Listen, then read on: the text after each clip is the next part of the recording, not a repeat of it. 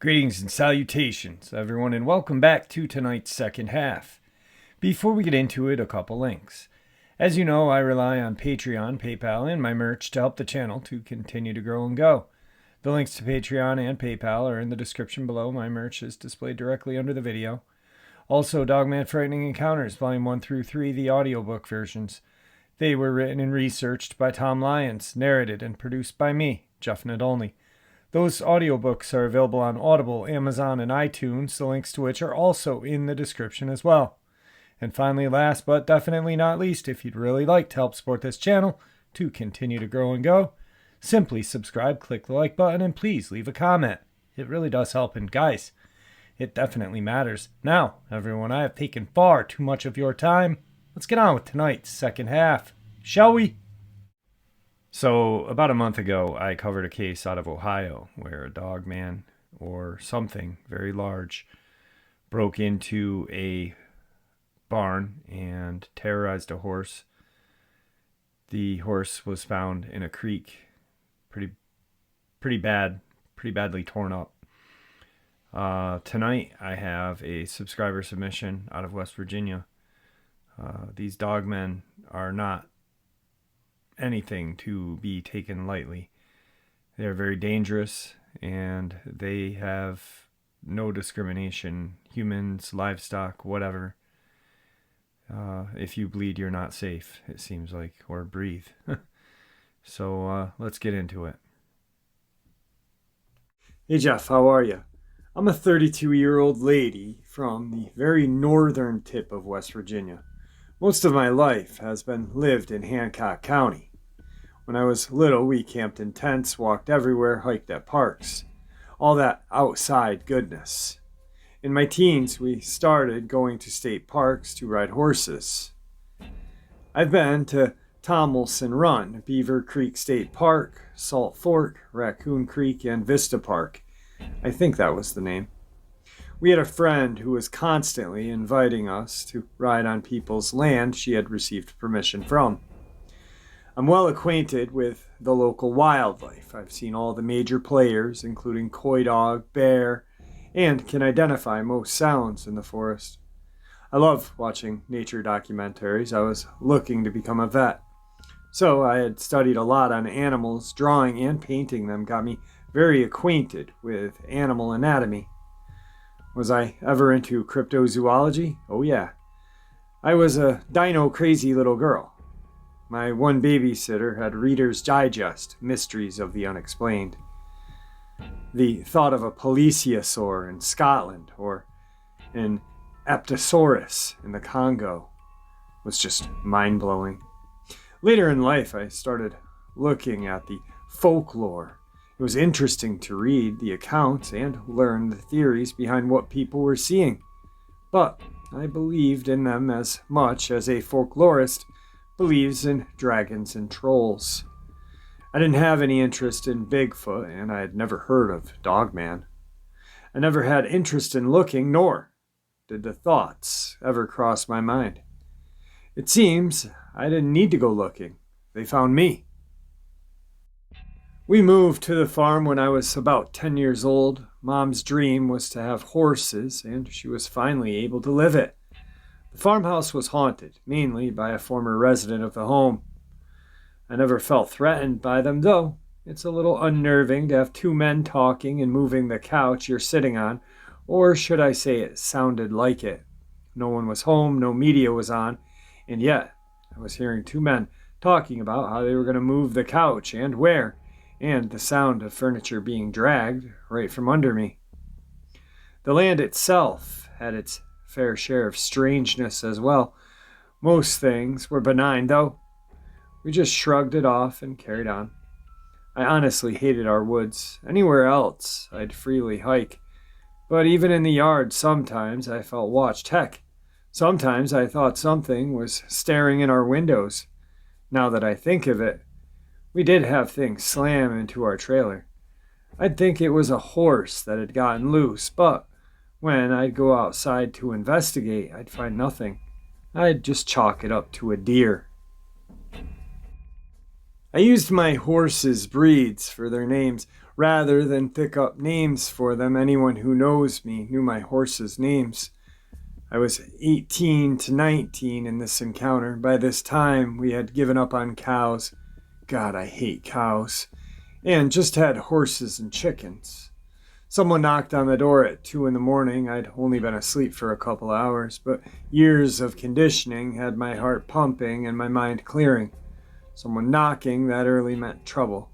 It usually meant horses or livestock had gotten out. I wasn't disappointed. Our neighbor said the horses were in his yard.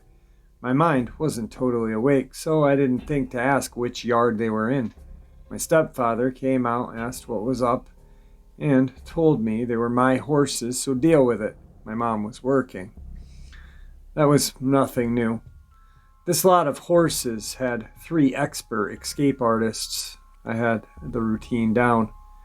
It was pretty dark out, but I did have some moonlight to help. The security light only went so far, then of course it shut off after so long. When it's cloudy, you literally have to watch that you didn't walk off into a ravine. It was so pitch. I'm naturally in a foul mood, cursing my horses and wondering if some drunk had gotten through the fence again. It's happened a lot. As I got closer to the brown barn, I realized a horse was flipping out. It was running back and forth, squealing and carrying on. I went in and grabbed the halters and leads. I paused for a moment to see if any other horses had replied to this horse and her squeals. That would give me an idea of where the other horse or horses may be. There was no reply, and that was odd. I was thinking, crap, they're on the other side of the hill. It was the only reason in my mind they weren't replying. Let's just say when they followed our cut trails to the other side, it took us an hour to traverse through the woods and lead them back. And even with 2 guys on 4-wheelers and my mom, that was a freaky trek. I felt like I was being watched and followed. Maybe it was my paranoia. So the land is set up like this. The brown barn was connected to a small pasture, about a half an acre long, which then connects to a 7-acre pasture, pretty much in the center. On the outside edge of the large pasture was an old white barn that we had turned into a run-in. I decided to tackle the horses still in the fence so I could bring her down to the small pasture to keep her from escaping as well. Maybe the others would follow. I had to walk clear to the other side of the pasture to get the panicking horse. It's my mom's Psycho, a Paloosa mare. I tried to catch her, and nearly. Got trampled a few times trying. She was frothing at the mouth. Her eye whites were really showing. Was I alarmed? Nope. As I said, Psycho. I noticed my other 6 were across the road. They were standing in a tiny little fenced-in area under the spotlight. They were standing motionless and not touching a blade of grass. I was wondering how the neighbor managed to herd them into that tiny fenced-in area with that tiny door. 3 of the horses were over 16 hands tall. One was a draft cross. The doorway was actually small enough he touched both sides going through. My thoroughbred mare took me 2 hours to corral the last time. She got out, much to my frustration. She's an awesome jumper. So, a stranger rounding them up and putting them into a tiny yard is just mind-blowing. I've had horses since I was 9. I'm 32 now. I've had ponies, horses. I've had Appaloosas, Arabians, draft horses, quarter horses, walking horses, saddlebreds, thoroughbreds, mustangs, foals, geldings, mares, and geldings that still thought they were stallions. I've had a lot of horses from all walks of life. I will tell you, they consistently do not like to be crammed into tight spaces, especially not in a group.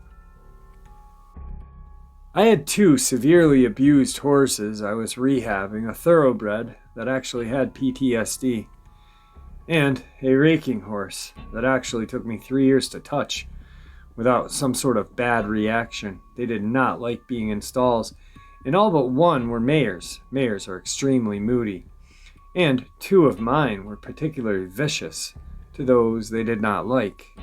My walker mare only liked 3 other horses. She should have been kicking the crap out of the others there. Mine also didn't like to be under lights when they escaped.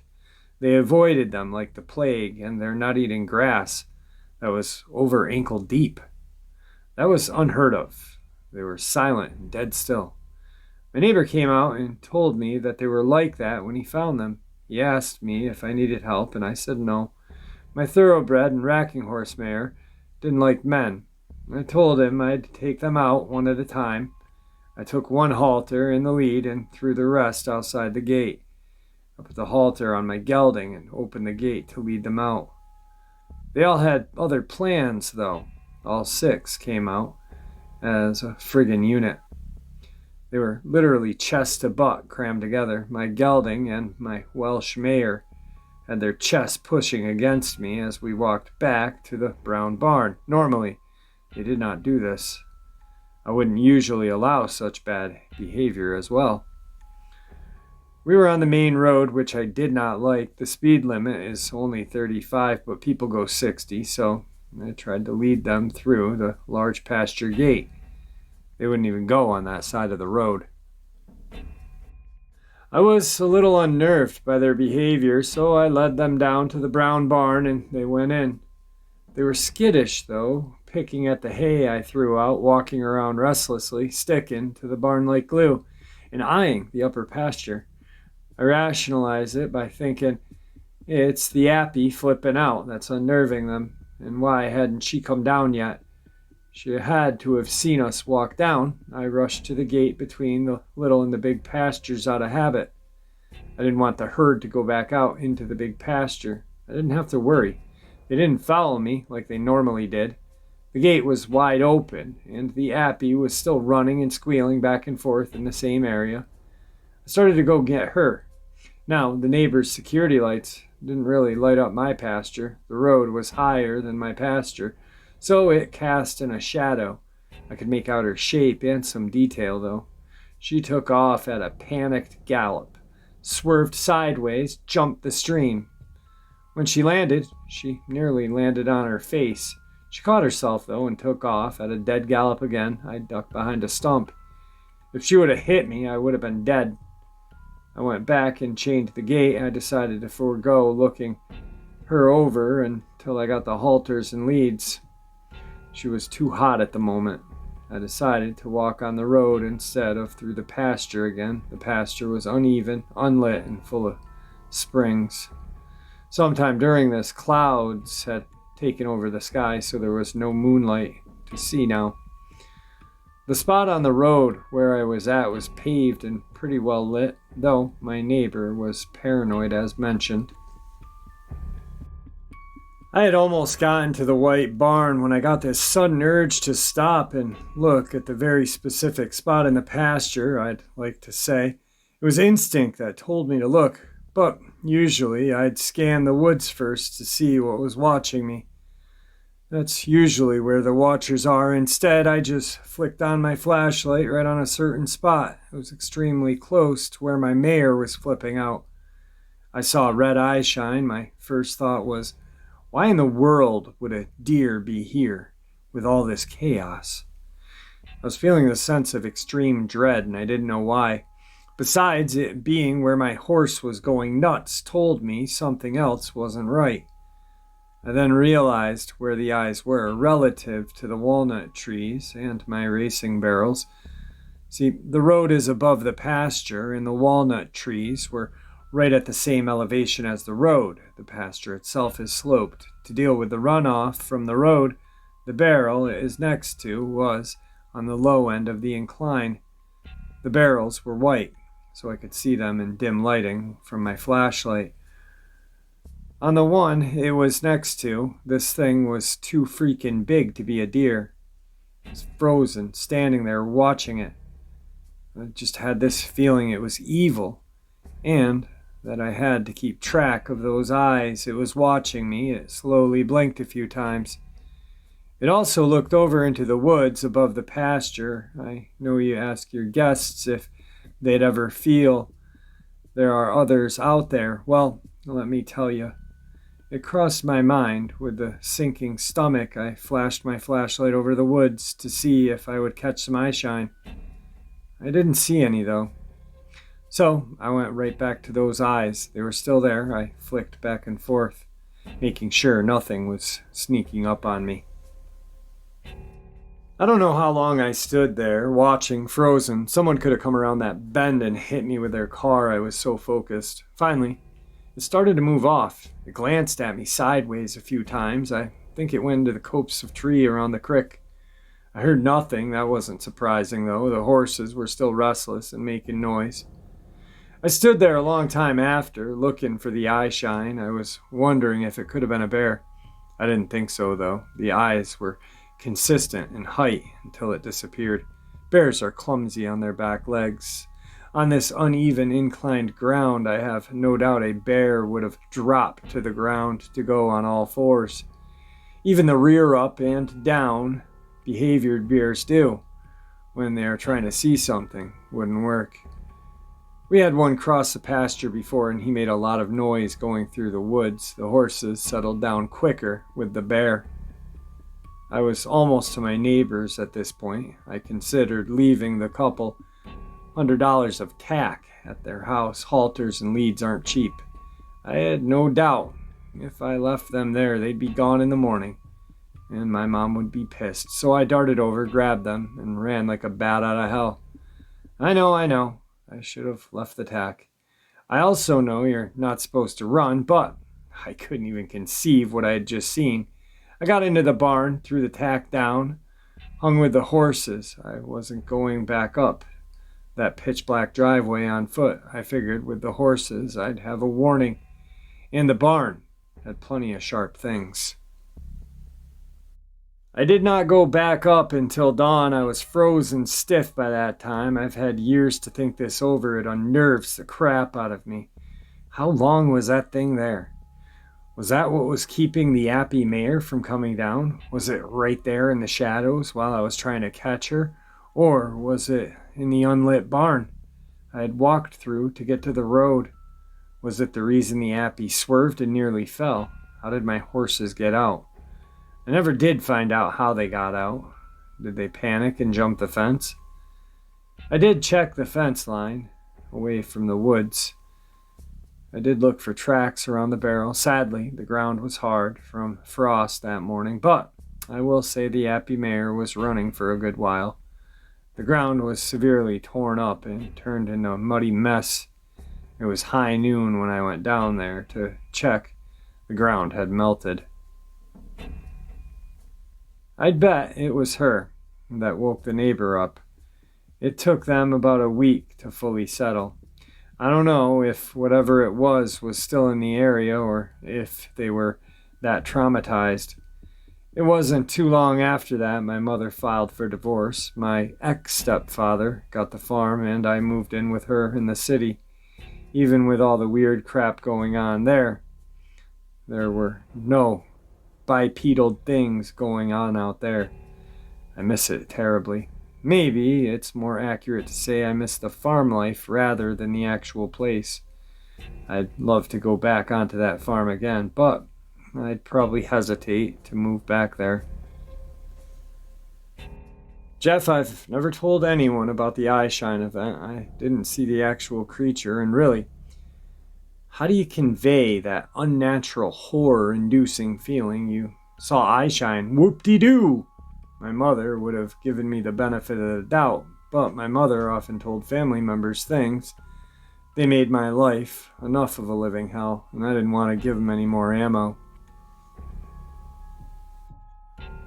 Alright, Jeff, the first order of weirdness. All the barn cats disappeared. People were constantly dumping them, and we had one hell of a population, and poof, gone. The neighbors asked us about it. I told them we had assumed they had gotten sick of them and took them to the pound. They thought we might have poisoned them. We decided maybe the foxes had ate them, even though the fox never bothered them before, except the fox family disappeared as well. No signs of them. The den they used for decades falling in. Even my house cat disappeared. She liked lying on the porch. I once found a kitten with its face bitten off. like laser cut, no bone crushing, creeped the hell out of me. Second major event was similar to the one mentioned prior, except the majority of horses came up to our house. I walked them to the brown barn, locked them in the lower pasture. That time I was the thoroughbred that was stuck in the upper pasture. The thoroughbred didn't need much encouraging to come down as the appy, but I still was worried she was going to snap something running in the dark like a bat out of hell. I just dismissed it as dumb horses. They ran through fences at time, ripped them down.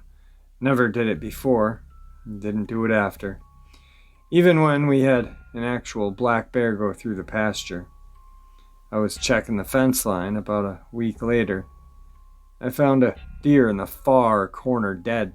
No obvious reason for death. Figured it got hit by a car. Couldn't make it over to the fence and died right there. Except it seemed every week another was piled on top of it. Like literally piled on top. Nothing scavenged them. Just bacteria and bugs eating them. 6 ended up in the pile. We decided we were going to bury them. Health hazard. And all gone when we got to the tractor out there. You could see where they had been. Dead grass and body juices. But that was it. I also noticed the horses no longer went back there. They loved that area. Heavily shaded to keep cool and bugs off. Nice spring, apple trees. But no fresh tracks in the mud, and the horses wouldn't follow me into the area. At least, not until a month or two after the corpses disappeared. Then there was the event mentioned. Makes me wonder if it had been feasting on the cats. No more cats, so they decided to go into bigger prey. It creeps me out, thinking that it could have been inches from me in the pitch black barn or field. I was totally focused on my horses, not on cryptids lurking in the dark. I noticed one person asked if the neighbor put the horses in the fence. No, he did not. As I mentioned, 2 of the horses were terrified of men. Those 2 were also terrified of stalls. I had 6 horses in the fenced-in yard, barely big enough to hold them. They were literally touching the fence. They were so crammed in. The gate opening they had walked through, my draft gelding's shoulder shoved the poles out towards when he walked through the fence. They were very narrow. As for getting out, I can only guess they were so terrified they decided jumping was the only way to safety. They had to have jumped uphill to get out. I still baffle at my draft and Welsh mare. She's 30 years old, making that jump. No fencing down. I'm guessing any tracks inside the pasture were destroyed by the panicking appy and the ground outside. It was hard-packed road dirt and road. Something was also killing the dogs. Ripping them to shreds. My best friend's American Eskimo was ripped apart right outside her bedroom. They heard nothing. She lived across the street from the farm. A huge German Shepherd in a 6-foot fence was also ripped apart without the owners hearing a thing. Coy dogs could have gotten the Eskimo as it was on a chain, but the Shepherd, I can't see a pack of coyotes all climbing that fence and attacking that dog. One would have not been able to take him down. There were much more incidences. Didn't know the people though. I don't remember how long after the eyeshine incident my pate mare came trotting up with a weird injury. It was like someone took an ice cream scoop to her shoulder, like someone took it from the top of her shoulder blade and scooped it down to the mid-shoulder. The flesh was just bobbed as she walked, not jagged. If the wound was done on the opposite direction, I could think of lots of ways, but this was odd. And just so clean, not sure if it's related, but man, all this weird crap together. Might as well mention it. We had 3 pastures to prevent pasture fatigue, one being above our house. I only had 3 horses then, the walking mare, the draft gelding, and the racking horse. Well, they started raising hell around 10 p.m. I got up there to see what was going on. I found my walking mare on the ground, barbed wire wrapped around her legs. Draft gelding standing over, racking horse, nowhere to be seen. I left them, went down to get bolt cutters, and my mom. My draft and the walker were awesome horses. The mare just lied there while I cut the wire off. All the while, something big was pacing quadruped back and forth in the woods behind us. It stayed just out of the light, and there was no eye shine. I assumed it was the racking horse. Impatient. Her herd wasn't with her. I was MFing that mare as she was constantly getting out that fence. But I was focused on the downed mare. Racking horse was not my immediate concern. So I led the two horses down. I had all my medical supplies down there, and now the upper pasture fence was compromised. I was expecting the racking horse to follow. It did, but never left the woods. I kept shining my flashlight up, calling her to come down. No sound, no eye shine, nothing, just heavy body moving through the woods parallel to us. We got to the barn, and there was the racking horse. Major WTF moment. She had been there the whole time. With the damage she had done to the hay bales and the poop on the floor, there was no way the thing following us in the woods was her. She'd have to run out in front of us and cross our path. She was a pinto, lots of white. And there was a security light, no missing her. Deer, well, if it was deer, that was one hell of a deer. I've been stalked by deer plenty of times, so this thing was big, heavy enough for my mom and I to think it was the mare. It didn't make the normal snorting, stomping a deer does. I guess it could have been a bear. I did go up and fix the fence. I looked for tracks. I found the racking mare's tracks, followed the cleared fence line down to the road. I tried getting deeper to see if I could figure out what was pacing back and forth up there. The brush was mostly multiform roses, and I couldn't get very deep. I wasn't willing to go deep as I couldn't see very far. The final event, a month before my mom dropped the divorce news. I was 27, 28 at the time. My cousin and I decided to go for a ride. She caught up in something, arrived late. It was dusk, but it had been too hot to ride as of late. The day was cooler. So we decided, screw it, we're going. Both horses were very experienced in dusk and night rides, bomb-proof, super experienced horses. This was their home turf. No worries, right? So we get to the trailhead. They spook hard at a cat and land on my feet. Cousin wasn't so lucky. Figure they're just getting their oats from not being ridden. I was in the lead. We get halfway through the trail ride to a tricky hill. A spring runs down it. The ground is clay. It can be slick as hell. I'm keeping an eye on any branches and such my gelding could trip on. I hear my mare squeal, my cousin yell, and the sound of hooves hitting flesh. I look back and see my cousin still on the mare's back, but my gelding, he's not having it. Full out gallop. He lets me steer a bit, but no slowing down or stopping for his steed. They don't stop until they're at the house. Even then, they're hyped as hell, wide-eyed and frothing. It's totally out of character for both horses. I had a dog attack us on the trail once, ripped my gelding's leg up pretty bad, and he still wasn't this freaked out. We dismount and walk them to the barn, letting them calm down a bit. Do a once-over, make sure they're okay. I'm asking, what did she kick? My cousin explained that something had slammed into the ass end of her, shoving them over. Mare got her footing and bucked, kicked. She didn't see what. She was just trying to stay on. She was a beginner. We were boxed in with a tall brush on both sides, so no way to see what was coming. Kicker was, a few inches from her spine on her hindquarters was a line of hair bunched up, with spit, like when horses bite each other. Why couldn't it have been that? Well, my cousin had brushed her with every brush I owned. That mare was shining before we started to ride, and it was fresh wet. I brushed it down and inspected her. I didn't see a broken bone. Let me tell you, it takes a lot to knock down a horse.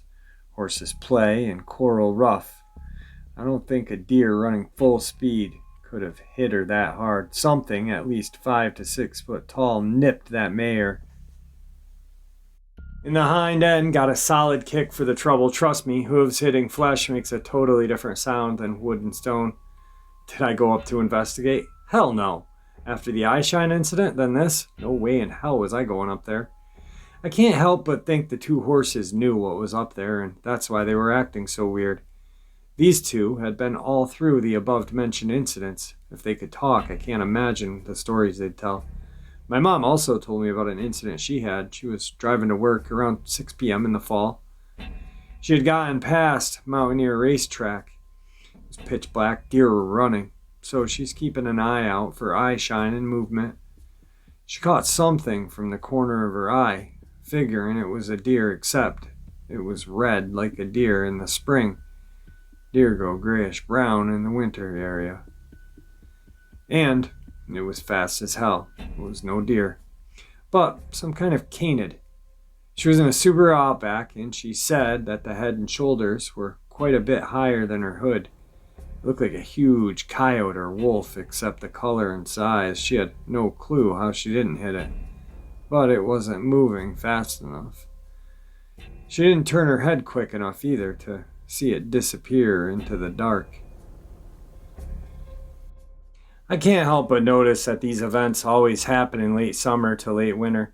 I did look for odd tracks like Bigfoot. I will admit I looked for oversized cloven hooves after the eyeshine incident. Just the level of terror and evil I got from that thing, but never thought to look for oversized dog tracks. Hindsight, you know. In the last year, I've made amends with my stepdad. I go there for Sunday dinner. Bigfoot could walk in the front door and he wouldn't notice, so no clue if things are still happening. The cat population never recovered, but I do know when dinner is done I book it for the car, even though the old white barn has been torn down. The security lights can't reach further into the pasture. I don't like looking out there anymore. Tonight's final West Virginia subscriber submission. Hey Jeff, my first experience happened around 1986 to 87. I was young, but I remember it well. It was a clear summer day. I was just doing what most youths do, playing and not having a care in the world. We used to have 3 dogs at the time, a shepherd mixed named Doggy Dog, a terrier named Buster, looked almost exactly like Benji from the old movies, and a short-haired collie named Trixie. They were some of the best companions a kid could have. Now, Trixie was very energetic, protective of our house. The other 2 were strays that my parents took in. Trixie was acquired as a pup from a seller. Our house was on the outskirts of town, surrounded by 25 acres of wooded land. I used to run those woods a lot, build forts, hide and go seek, etc. Always had the feeling like I was being watched, feeling like you're not alone. Well, my mom usually let the dogs out several times a day to do their business. On this one day, only Trixie went out. We had a small fenced-in area right at the back door off our breezeway. There was a huge walnut tree at the far corner of the fence just inside of it. So when Mom opened the door, Trixie flew out. The other 2 stayed put in the living room. After a little coaxing, Mom just figured they didn't have to go. No more than 5 minutes went by when Mom went to let her back in. Well, Trixie was gone. And by gone, I mean vanished without a trace, like a fart in the wind. Now, she was around 6 and would always come back when let inside the fence, but this time she was in the fenced-in part. Only thing we found was a couple of tufts of black fur on the fence, and Dad seemed to think that he had seen a small drag mark in front of the tree. We offered a $100 reward at first, which went up to $300 a week later. We searched the woods, farms nearby, basically all directions around our little town. No trace, no leads, nothing. As the years have gone by and I've come to educate myself in the cryptid field, I've really leaned towards Dogman as the culprit. It was either hiding up in the walnut tree or in the wood line, which was about 12 feet or so from the fence. As listeners, you can't be the judge. There was no holes under the fence, and the gates were locked. Something came over that fence and snatched her. Oh, I forgot to mention the fence was a wired type of fence, sort of like a chain link, but in a square pattern. The top first row of squares were bent inward. Mom, till the day she died, always believed she was snatched by a person. It wasn't a person. Well, that's my first encounter. I'll be sending you one more. Thanks for listening, Jeff. Same sub, final email. Hey Jeff, it was the summer of '92. I was staying with a friend. He lived at the beginning of a dead-end road. We used to ride our bikes a lot. We'd ride down the dead end and back. At the end of the road was an entrance to a large cornfield, and on the right was a wooded area. He had a big knife collection, everything from your basic penknife to small swords and throwing axes. We'd load our pockets with them and strap a sword or two on our backs, and bungee an axe and machete to our bikes and take off. We liked heading into the cornfield and chopping our way through the stalks. It was fun. Thinking back, I'm glad we were never wrecked. That would have been plenty awful. Anyway, we got the bright idea to explore the section of woods on the right. It was pretty thick in there. We hacked our way in. It was bigger than what we thought. After a bunch of hacking and chopping, we came to a small clearing and an old house, no front door. Windows were gone. It was basically rotten away. Been abandoned for quite some time. It was weird, though. Out front, there were kids' toys. We found 2 Power Wheels, a Fisher-Price kitchen playhouse, a basketball, which they didn't look like they'd been there long. As the house looked abandoned, upon entering the front door, it looked like a bird's nest. There were sticks and old rotten branches twisted up. And there was a lot of old walnut shells and acorns lying around. The second floor was rotted away in a circle. Walking up to the second floor, the 2 rooms were off either side, seemed to be intact and empty. Couldn't get over the room on the left because of the big hole. Didn't stay in there too long because it was clearly not safe. We goofed around for a little while, checking things out. Couldn't figure out why all the kid toys were there. There was 2 small game trails leading off towards the fields, too. We noticed it had gotten quiet, no bugs or birds, only us and our thoughts. So we decided to get out of there. We had pretty much made it to our bikes when we heard this loud crash off to the right and kind of behind us. The weeds were about up to our waist where we were standing.